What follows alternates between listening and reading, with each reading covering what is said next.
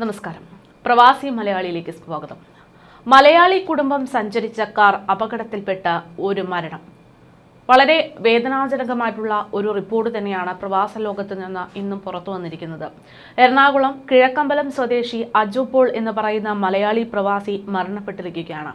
അജുവും കുടുംബവും സഞ്ചരിച്ച car Riyadh നഗരത്തിന്റെ കിഴക്ക് നദീമിലെത്തിയപ്പോഴാണ് അപകടത്തിൽപ്പെട്ടതെന്നാണ് റിപ്പോർട്ട്. കഴിഞ്ഞ ശനിയാഴ്ച രാത്രിയിലാണ് സംഭവം ഉണ്ടായത്. കാർ ഓടിച്ചിരുന്ന അജു ഉറങ്ങിപ്പോയതാണ് അപകട കാരണമെന്നാണ് വിലയിരുത്തൽ. കാറ് ഇടിച്ചു മറിയുകയായിട്ടാണ് അപകടമുണ്ടായത്.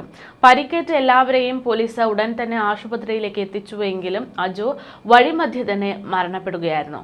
വാരിയലിന് പരിക്കേറ്റ ഭാര്യ സ്മിതയും ഇളയ മകൻ ഇബിസനും റിയാദിലെ ഷുമൈസി കിങ് സൗദ് ആശുപത്രിയിൽ ചികിത്സയിൽ തുടരുകയാണ് എന്നാണ് വിവരം.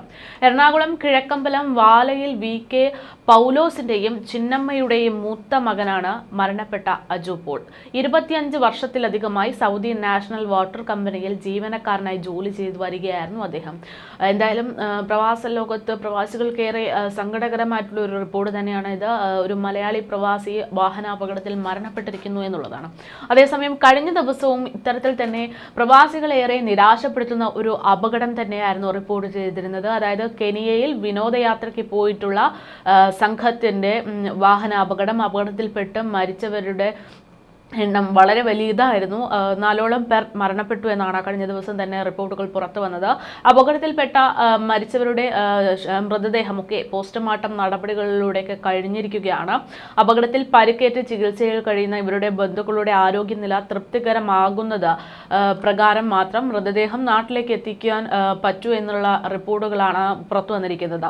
അപകടം നടന്ന ന്യാൻഡറുവ പ്രവിശ്യയിലെ സർക്കാർ ആശുപത്രിയിലാണ് പോസ്റ്റ്മോർട്ടം നടപടികൾ കഴിഞ്ഞ ദിവസം രാത്രിയോടെ തന്നെ പൂർത്തീകരിച്ചത്.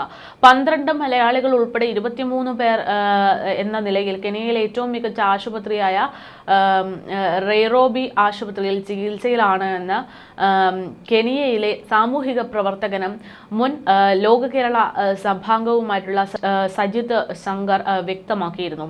അപകടത്തിൽ പരിക്കേറ്റ് ആശുപത്രിയിൽ കഴിയുന്ന ബന്ധുക്കളുടെ ആരോഗ്യനില തൃപ്തികരമാകുന്നതനുസരിച്ചായിരിക്കും മരിച്ചവരുടെ മൃതദേഹങ്ങൾ നാട്ടിലേക്ക് കൊണ്ടുവരിക എന്നതും അദ്ദേഹം തന്നെ വ്യക്തമാക്കിയതാണ്. പരിക്കേറ്റവർ സുഖം പ്രാപിച്ച ശേഷം തിരികെ ഖത്തറിലേക്ക് തന്നെ മടങ്ങും എന്നാണ് വിവരം. കഴിഞ്ഞ ദിവസം വൈകിട്ട് ലഭിക്കുന്ന ഡോക്ടർമാരുടെ അന്തിമ റിപ്പോർട്ട് പ്രകാരമായിരിക്കും തുടർ നടപടികൾ ഉണ്ടാകുക എന്നതൊക്കെ തന്നെ അദ്ദേഹം വ്യക്തമാക്കിയിരുന്നു.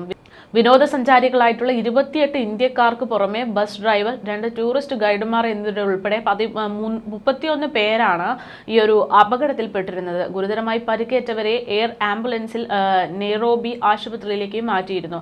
ബലിപെരുന്നാളിന്റെ ആദ്യ ദിനമായ ജൂൺ 6-ന് ഖത്തറിൽ നിന്ന് കെനിയയിലേക്ക് വിനോദയാത്ര പോയവരിൽ കേരളം, തമിഴ്നാട്, ഗോവ, കർണാടക സ്വദേശികളായ 9 കുടുംബങ്ങളാണ് ഉണ്ടായിരുന്നതെന്നാണ് വിവരം. ഖത്തറിലെ സ്വകാര്യ ട്രാവൽ ഏജൻസി മുഖേനയാണ് സംഘം വിനോദയാത്രയ്ക്ക് പോയിരുന്നത്. നെയ്റോബിയിൽ നിന്ന് 200 കിലോമീറ്റർ അകലെ ന്യാൻഡറുവ പ്രവിശ്യയിൽ വച്ചാണ് ബസ് അപകടത്തിൽപ്പെട്ടത്. പ്രശസ്ത വന്യജീവി വിനോദസഞ്ചാര കേന്ദ്രമായ മസായ് മാര സന്ദർശിച്ച ശേഷം നെയ്റോബിയിലേക്ക് പോകവെയായിരുന്നു അപകടം. തോംസൺ ഫാൾസ് എന്നറിയപ്പെടുന്ന നെഹ്റുവിലെ വെള്ളച്ചാട്ടം കൂടി കണ്ട ശേഷം നെയ്റോബിയിലേക്ക് പോകണമെന്ന തീരുമാനമായിരുന്നു അപകടത്തിലേക്ക് നയിച്ചത് എന്നതടക്കമുള്ള റിപ്പോർട്ടുകളാണ് പുറത്തു വന്നിരിക്കുന്നത്. ഒരു കുഞ്ഞടക്കം മരണപ്പെട്ടിരിക്കുന്നു എന്നതും അതിദാരുണമായിട്ടുള്ള ഒരു വിഷയം തന്നെയായിട്ട് പലരും ഈ ഒരു വാർത്തയെ കാണുന്നുണ്ട്.